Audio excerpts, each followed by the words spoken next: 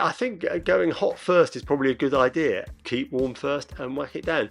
And then, of course, you can, with the face, you can get a washing up bowl. In fact, I've done this with kids before, with teenagers. I've run a couple of courses for, explaining all this with a couple of fun experiments. And you just get a washing bowl, fill it with iced water, put your face in that. You put your body in first before you think about getting your face under.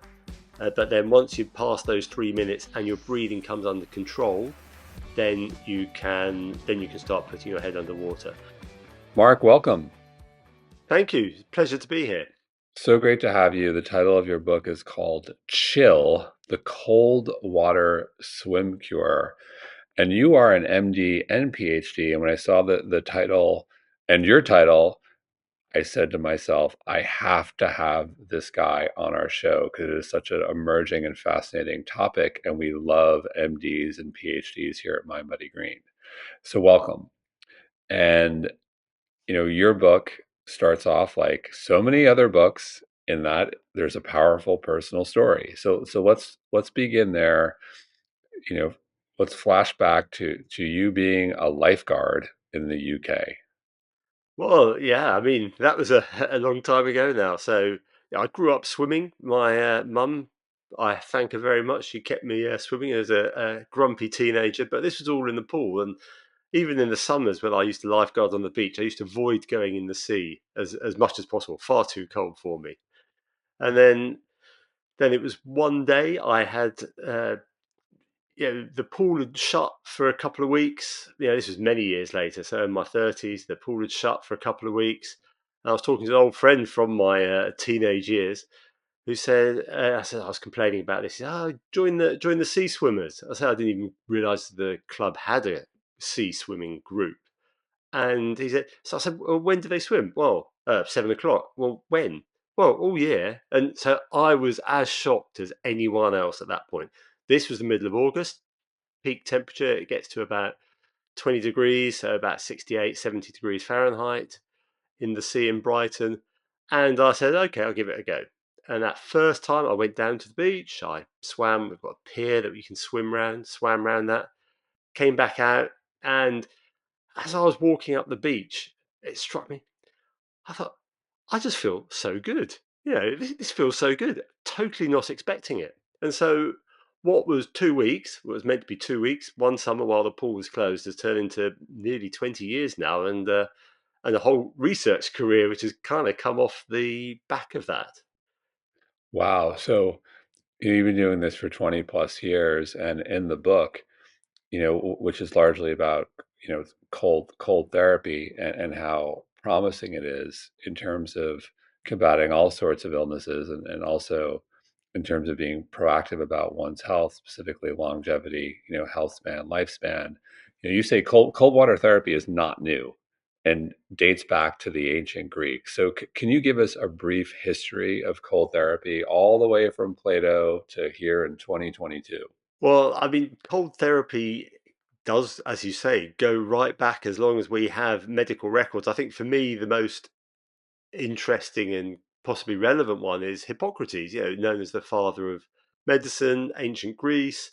He even wrote one of his books is called On Airs, Waters and Places.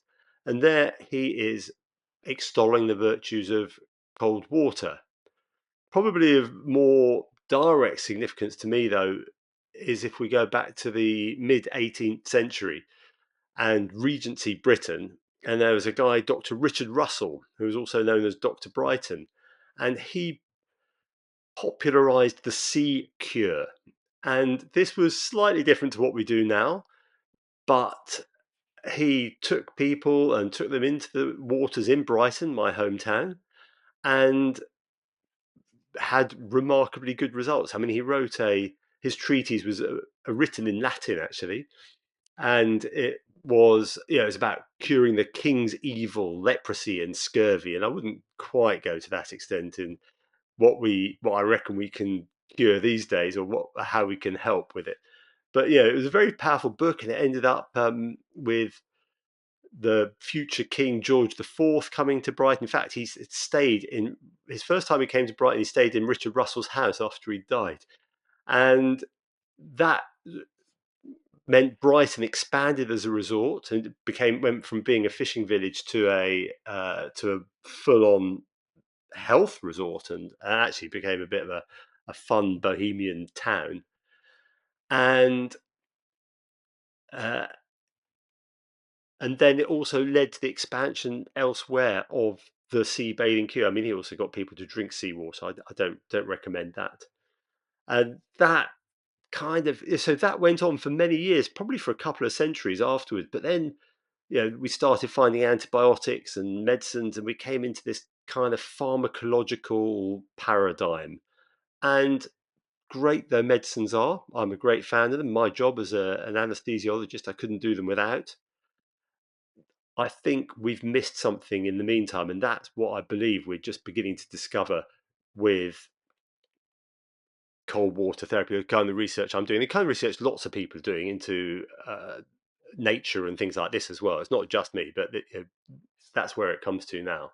So, in terms of where we are today, what's happening, in our bodies, speaking of the physiology, when we're immersed in cold water, whether it be, in the ocean, in the shower, in a tub, in a plunge, and we're going to touch on all of the various ways to do this. But what's happening in the body that seems to be working and giving us tremendous benefit?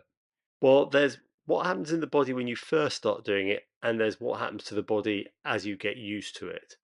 But basically, getting in cold water is a stress.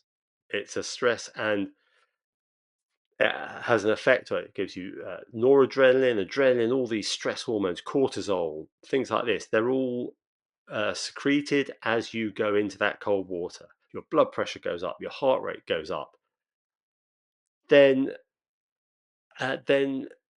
it begins to calm down. But I think what was really important for me was finding out how you adapt to cold water. So my original area of research was in what's called perioperative hypothermia. So if you get cold during surgery, you have more complications. The stress response is increased and you have more complications. Now, we need a stress response, but we don't want too much of a stress response. And we want to keep that stress response in the good physiological zone rather than the bad pathological zone.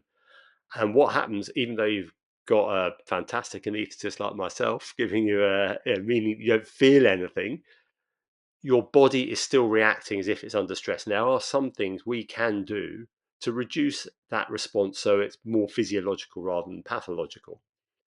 And I thought, well, the stress response to cold is the same as the stress response to surgery and really to any other stress you care to mention. But if you go into the cold water a few times, maybe half a dozen, that stress response is attenuated. And so your baseline level of stress goes down, your peak levels of stress go down. So you're spending more time in that good physiological level.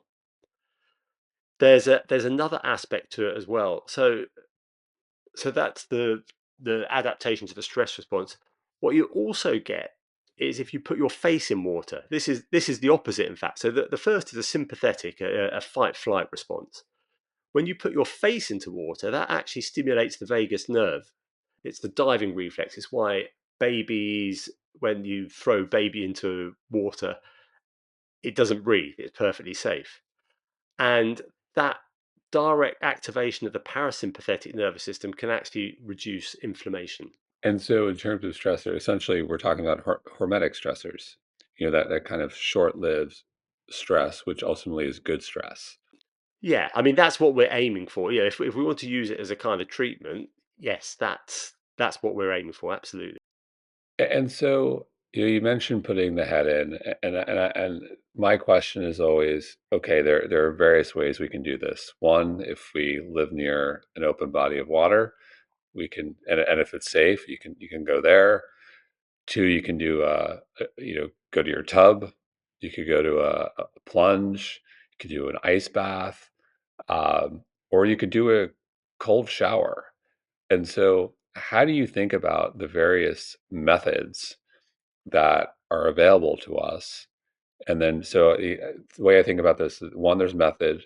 Two, there's frequency, how often we should do it, and then duration. Okay, so the cold response, or the body's response to the cold, is dependent on two main things. One is the absolute temperature of the water you're going into, and two is the rate of cooling. Water is very effective at cooling. It has what's called a very high thermal heat capacity. So basically, it loves heat. Just it'll take all your heat away from you very, very quickly. So when you go in for a cold plunge, if you go in an ice bath, yes, that's going to have a really strong effect. And for me, we usually go in the sea, and well, it varies between about. When I'm in Norway, I've gone into it at minus 0.2 degrees centigrade, and when I'm in the UK, it goes up to about 20 degrees centigrade. So, but even at 20 degrees centigrade, you're getting a really good effect. So that's when at 20 degrees you get the maximum vasoconstriction. So you get all your blood vessels closed down maximally. What you probably find is a peak effect somewhere between 10 and 15 degrees centigrade, but you're definitely getting a really good effect even at 20. Above 20, it's a bit different. And interestingly, that's the theory, and that's certainly my experience as well. Occasionally, it sort of goes a little bit above 20 in the water, and I love it still. I mean, it's beautiful, but I don't get that same kick anymore. So it's like 65 to 70 degrees Fahrenheit. Yeah, exactly. So, and that's actually not that uncomfortable. And so, okay, so that's temperature. Now again, how do you think about, you know, shower, bath, ocean, and how long? So, shower, bath. The thing about them is they're likely to be less cold. It's maybe 65, 70 degrees comes out, still feels cold, but that's the kind of temperature that's coming out. In a bath, you're immersing yourself totally. So, you're going to have the same effect as getting in the sea, really, or the ocean or whatever, a lake. With the shower, you're not getting so cold quite as quickly, because it's not you're not total immersion. It's just coming gradually. Although I have to say, I'd much rather get in the ocean than I would in a cold shower. I hate cold showers. But anyway, so yes, it will have an effect. And there's one interesting study which showed that people who took a cold shower every day had less days off work sick, for example. So it has a measurable effect, but it's not going to be as measurable or as strong as that of immersing yourself in cold water. In terms of time, I don't think we really know. For me, from my observations and my own experience, I think you stay in as long as it takes you to get your breath under control. Once you've got your breath under control, and this is when it's really cold, it's like 2-3 minutes max, and your breath comes on because you go in, you get that initial, and then it passes. Maybe a minute, minute and a half. Once you've got that under control, come back in, and I think you've had the effect.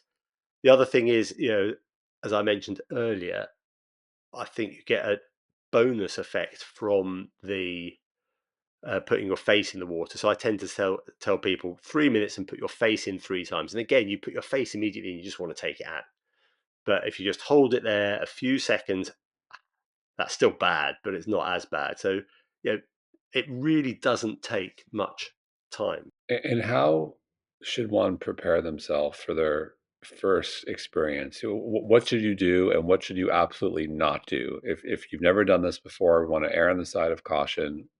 Walk us through whether it's, I'm going to try this at home with a shower or bath, or I'm going to jump in the ocean. I mean, you can try it at home, but I think one of the great things about sea swimming, about outdoor swimming, is being out in nature. It's much more than just the cold. The cold has a really good effect, but for me, it's so much more than just the cold. So being outside in nature with friends, whatever, it's the whole package, which I think is really important. And it's also more likely to keep you doing it. So to prepare, I think the first thing for everything. So there was a book that was very popular in the 80s called The Official Rules. And one of them, my favorite, is Agnes Allen's rule. That is, almost everything in this world is easier to get into than out of. It applies to everything, but apply it to your outdoor swim, and that is make sure you know how you're going to get out. You can get into any body of water. You might not be able to get out. So that's the first thing. Also, prepare with a friend. I mean, if you want to make it a habit, you prepare with a friend. You make, I would suggest at least 3 dates, but preferably 6 dates. You're just going to go and you do it 6 times. And the other thing is to go in warm because your core, your body's very good at keeping your core warm, and this is essential. You need to keep the core, your organs, your brain, your heart, all that. You need to keep them working really well. And so that your body's very good at looking after that. But one of the ways it does that is by using the heat sink, which is all your peripheral tissues, your muscles, your fat, things like this. So if you go into cold water and your storage heater is cold, you haven't got much reserve. But if you go in and your storage heater is warm, you're going to have a more pleasant experience, and two, it's much safer. So they're kind of my main rules for getting in, and also start when the water's at its warmest. That's what I did. That was pure accident, but I totally recommend doing that because then you kind of adapted to it when you get into the difficult conditions. I suppose one other thing you've got to look out for if it's quite cold is, so I said, you get the sympathetic reaction when your body goes into the water, that fight, flight, high blood pressure, high heart rate thing. When you put your face in the water, you get the more of a slowing of the heart rate and a parasympathetic reaction. So when you first do it, it doesn't matter once you're really used to it, but when you first do it, you need to just get your body into the water first before you put your face into the water, because sometimes very rarely, I mean, very rarely, you can get what's called autonomic conflict. So the signals from the parasympathetic nervous system fight with the signals from the sympathetic nervous system, and it can cause funny rhythms in the heart. Got it, which we do not want. So I don't have access to open water. Currently, I'm in Brooklyn. East River is not an option. Um, and so, with that said, for listeners like myself who are going to have to try this in their shower, how can we do this for the first time in the shower? Walk us through. Do we go hot first, then cold, then hot? How do you walk us through the shower for the first time? Well, again, I think going hot first is probably a good idea, and getting hot through, because this is my point, that you want to keep it warm. I mean, it's not so dangerous in a shower, of course, because you haven't got the other problems associated with outdoor swimming. But if you're warm first and then you just whack it, but I would whack it straight down to cold. This is the thing. You want to get yourself cold as quickly as possible. And it's as simple as that. Keep warm first and whack it down. And then, of course, you can, with the face, you can get a washing up bowl. In fact, I've done this with kids before, with teenagers. I've run a couple of courses for, explaining all this with a couple of fun experiments. And you just get a washing bowl, fill it with iced water, put your face in that. And then clothes going back to hot to warm up after? Yeah, just warm up. The rule for any swim or any cold exposure is to get dry and get warm as quickly as you can. And can one start with, is maybe 30 seconds to start if you're doing the shower? Is that enough to get started? I would say you've got to go through the pain barrier. Go to the other side. Do that 3 minutes, and you That could be a lot of pain. That'd be a lot of pain for me. I like the hot. that yeah, me. Well, as I say in the shower, me too. But I think you've got to get past that thing, and that's going to be a minute and a half probably. But then it will get better. It won't be 3 minutes of that much pain. And try to breathe through, control your breathing, focus on your nasal breathing, try to, okay, so I'm with you. I'm a hot shower guy. So this is like painful for me. So with that said, we also have a bath. So what if we were going to do, if you're going to do it in the bath, where like say you're in the shower and you get a cold bath and maybe you get some ice in there and it's ready to go, and you're going to jump in to the bath. Same rule, want to get there for 2 to 3 minutes and then maybe dunk your head in for a period of time. Absolutely. Same, exactly the same rule. Get into the bath, 2 or 3 minutes, wait for that worst bit to go past, and then you've done it. And then, as I say, put your body in first before you think about getting your face under. But then once you've passed those 3 minutes and your breathing comes under control, then you can start putting your head underwater. And this is the thing. In fact, so there's a lot of people sort of worry about the effect on the heart. And that people who die, they go into the water, they die because they have a heart attack. Actually, they don't. Occasionally you might have this autonomic conflict thing, but the thing that kills people is the breathing. So after you're adapted, after those half dozen times, you can control your breathing when you go into cold water. But before you do, you cannot. So if your head goes under, and this certainly happens in places like Brighton or around the coast of the UK, where we've got really high tides and really big waves, someone will just go into the water and a big wave will come over their head, and they just swallow the water. They can't hold their breath. The first thing is take that gasp. That's a whole lung full of oxygen, of water, and then you hyperventilate. You can't control your breathing, and until you can control your breathing, it's not safe to put your face under the water. Yeah, and which I come back to. I think if you can do this at home to start, it's a great way to get a little bit better at this before you go straight to the ocean. Yeah, absolutely, and you can adapt that way. Yeah, it's perfectly possible. I mean, there's one of the guys I work with, Professor Mike Tipton. He's got this whole setup at his lab where you're strapped into a chair basically, and you're lowered rapidly into an ice, where it's a ice bath, ice pool, and you just go straight in, and that's how some of his adaptation programs, some of his studies have been conducted by just dunking people in. And people voluntarily sign up for this. They do, in the name of science.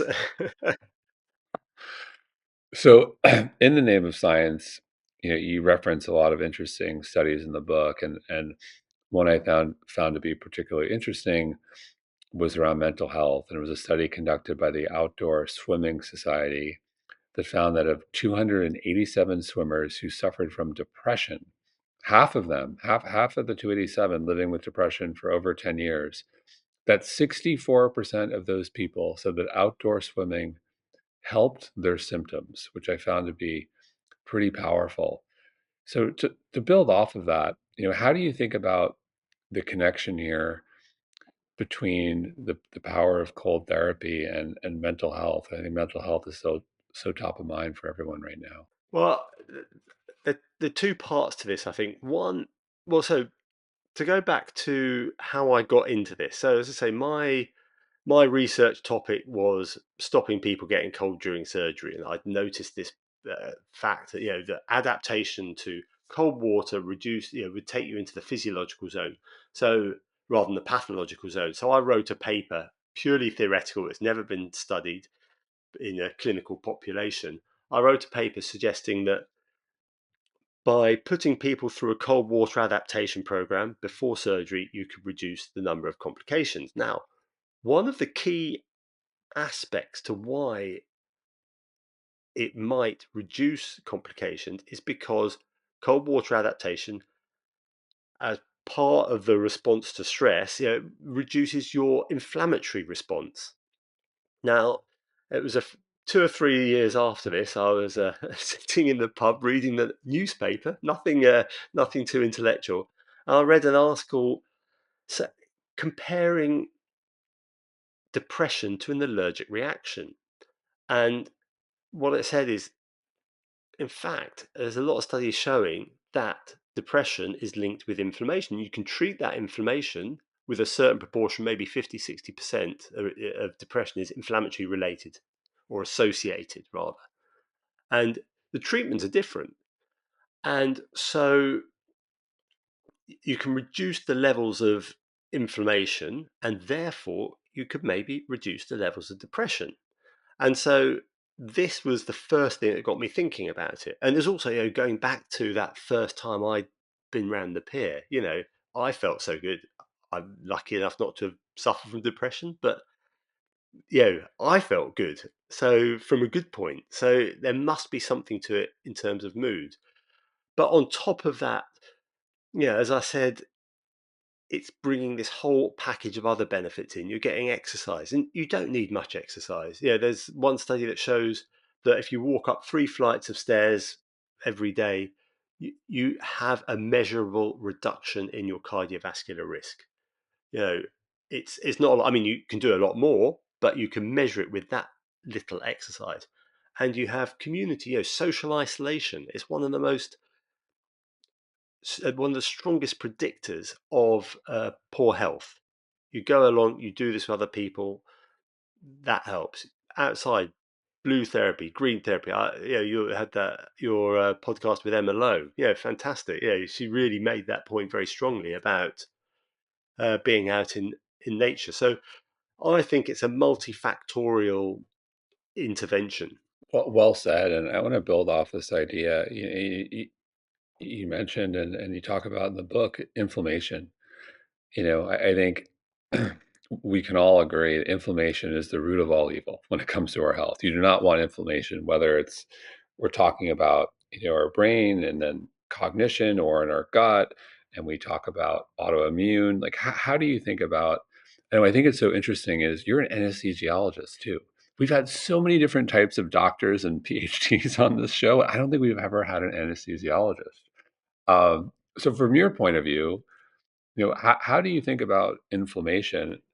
Um, being the root of all evil, and what we can do to help stop inflammation in its tracks. Well, I think again it comes back. I think we need to sort of take the perspective that inflammation, like stress, is essential. We need it. It's what is our body's line of defense against infection, against injury. But like stress, we want physiological inflammation. We don't want pathological inflammation.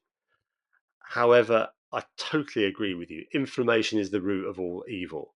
And our modern lifestyles, lack of exercise, poor diet, processed foods, all that kind of thing does tend to increase it. And also the uh, social aspect, depression, it's just all so linked in there. And what can we do?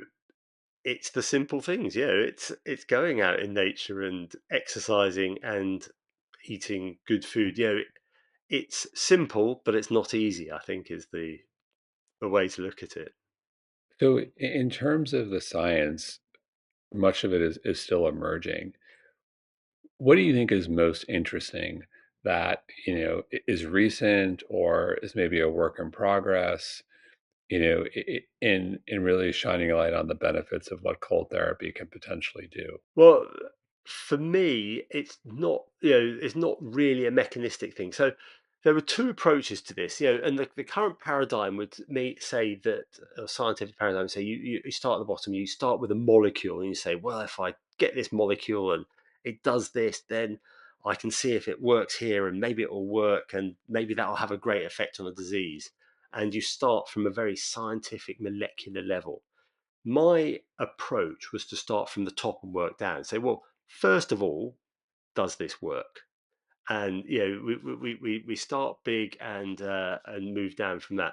So we had a bit of the basic physiology, but what I've been trying to do is concentrate on does it work? And so for me, the most important actual study is, and I have to say it's one of my own, which is taking this out and using it in real life. We've taken this theory, and then so shortly after I first met Mike Tipton, he got a call from this TV doctor, Chris Van Tulleken, who was said, look, I'm doing this program called The Doctor Who Gave Up Drugs. Is there anything you can think of that cold water therapy might, or cold water swimming might help for? He said, well, interesting you should say that, because he just met me and I'd given him my theory about depression and inflammation and cold water adaptation.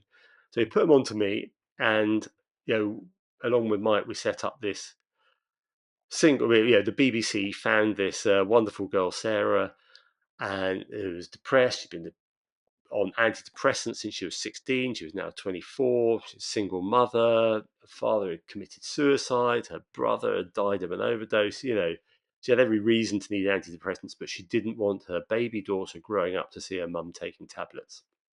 So, we took her to the lab. It wasn't really cold. We put her in the water at 15, 20 degrees centigrade, and then the next day took her out for a swim in the lake, and afterwards kept her swimming, sort of followed her up and kept her swimming. And within a few months, she was off her tablets. And 5 years later, which just before Christmas, I was in contact with her, and she's still off the tablets, had another baby, been great. Now, one person isn't enough, and I said to Chris at the time, I said, what if this doesn't work? He said, don't worry, always works on TV. So so anyway, then it was to take it out into real life, and this is the study I'm very proud of. Is that we got together a group. I mean, I got to mention Mike Morris, who runs Chill UK, which is this organisation that's run the courses. He's been so proactive in this. And anyway, he got in contact with me. He said, I want to run some courses for you, and you do the research. So we did this research. We eventually got 59 people to do this study, to join this course with clinically relevant anxiety, clinical diagnosis of anxiety and or depression. And we put them through this course. So that was 6-week courses, 6 dips. And at the end of it, uh, 70, 80% were actually recovered. So not just a bit better. I mean, if you look at the figures for antidepressants, for Prozac, stuff like that, you can see an improvement in maybe 30, 40%, but you don't actually get recovery. And what was even better is that 3 months, my theory always been that this is a self-sustaining treatment. People get into it. It's like me. I went in, I just did it for 2 weeks, still doing it 20 years later. And my theory was that once people get the bug, they will carry on doing it. And 3 months later, people were still doing it. And, the recovery rate was still over 50% by all measures. Wow. So people on antidepressants literally changing their protocol and doing cold water therapy and open water. Call it it was a couple days a week or every day. Yeah, no, it was once a week for 6 weeks. Actually, it might have been 8 weeks, that course. But 6 to 8 weeks, once a week. And then off medication. Well, we didn't measure that. We didn't measure that. What we did, we didn't change anything else in there.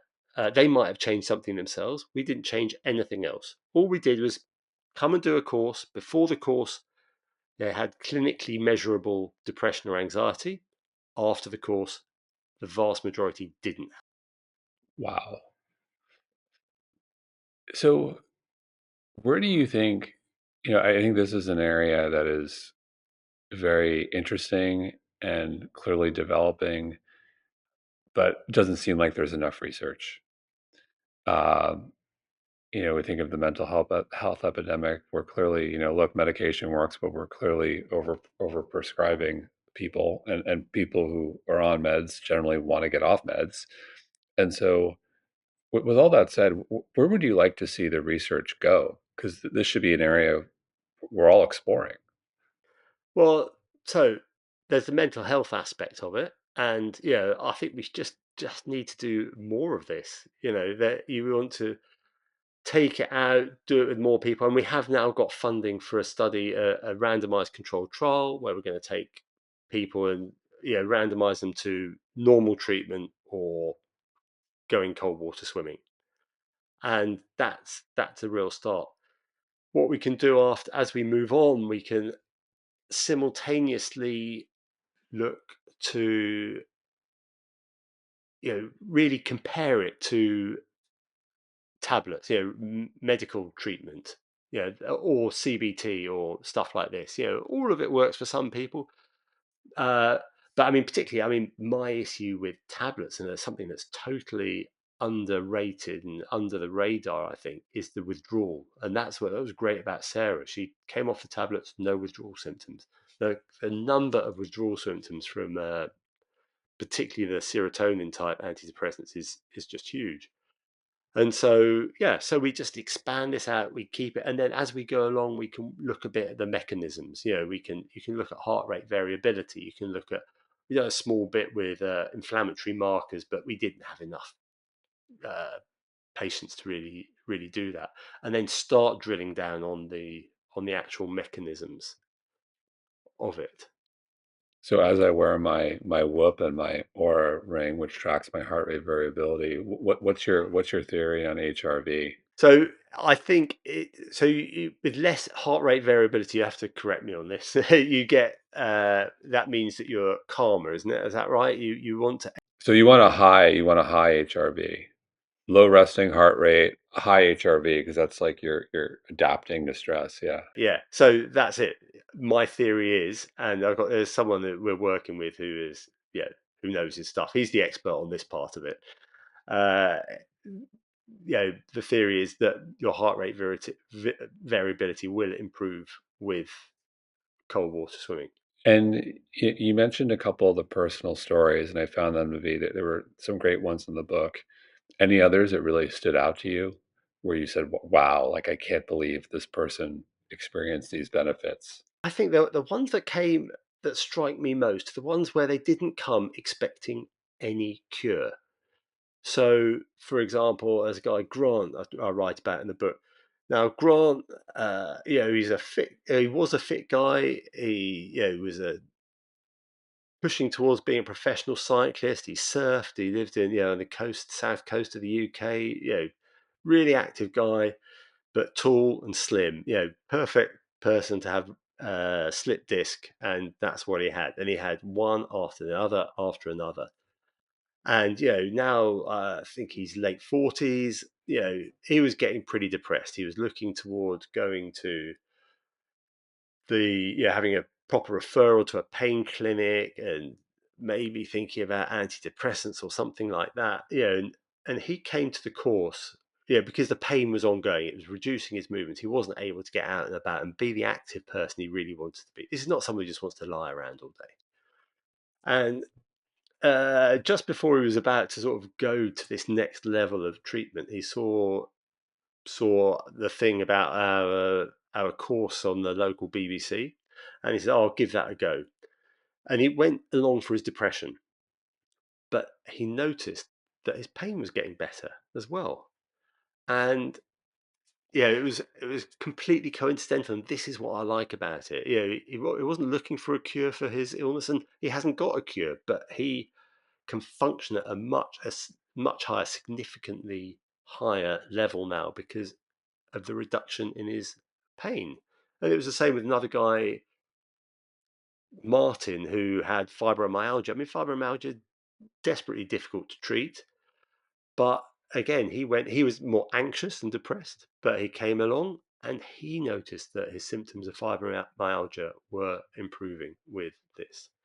But I think what I'd love to see, and they're the powerful stories from the book, but there's more. I mean, long COVID, I think, is our next great challenge. I mean, COVID, it's a disease of inflammation. It's not okay that it's transmitted through the air. You get very dramatic respiratory symptoms, but actually, it's an allergic reaction. Someone that has a big allergic reaction has a bad reaction to COVID, and it's all down to the inflammation. And there is a story. I mean, I haven't. It's not someone I've spoken to, but there are reports of people who are beginning to uh, use cold water swimming against long COVID, and I think that's a real area of somewhere I'd like to see more research, more done for these people. Because the pandemic has expanded its problems with mental health, but also the physical problems as well. Yeah, and speaking to friends of mine who are doctors, and they all say long COVID is very real, and there are many people out there who are really suffering, and I think we're yet to see, um, the implications there. They look everyone so many people have had COVID, I think, and so there are probably millions of people with long COVID who really need help, and it doesn't seem like we have a solve there yet. So, and I go back to, would you rather be on medication or would you rather be in cold water? Yeah, and it's got to be worth a try. I mean, yeah, you say send me out there. I mean, one of my colleagues, she'd been vaccinated. I think she's had a third, certainly a second vaccine.